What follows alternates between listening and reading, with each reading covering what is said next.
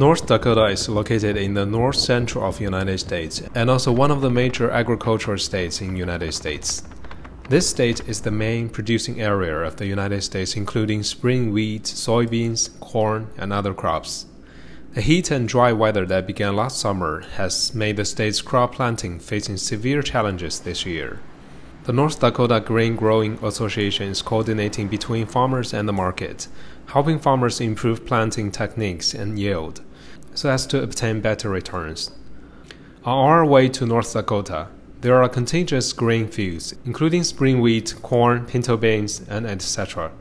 Many spring wheat fields should show a golden scene. However, due to the dry weather and the continuous lack of rainfall, the uneven growth of wheat in many farmlands has brought a lot of uncertainties to growers. The big thing is the uncertainty.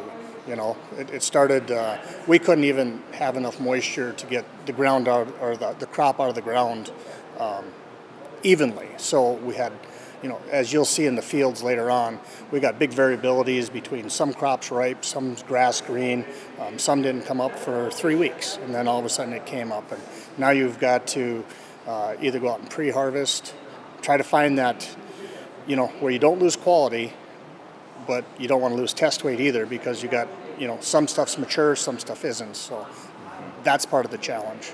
Jeff's farm covers an area of 60,000 acres. Every year when the harvest season comes, harvesters will be busy working on the farm.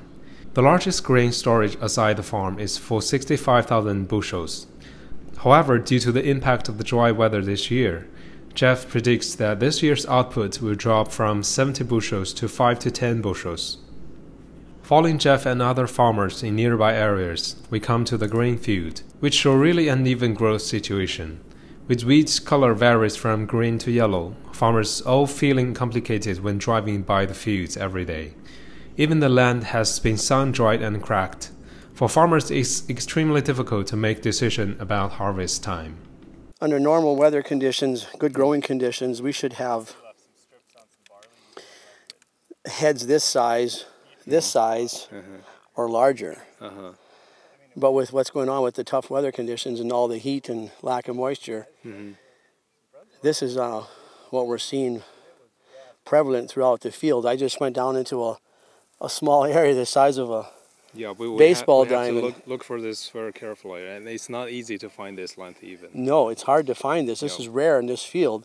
When you have weather events like this, it's every grower it's a challenge, and everyone deals with it different. You just have to deal with it the best you can, and hope for next year. We're eternal optimists.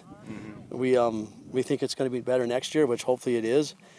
According to growers, the drought in North Dakota this year is almost the worst since 1988.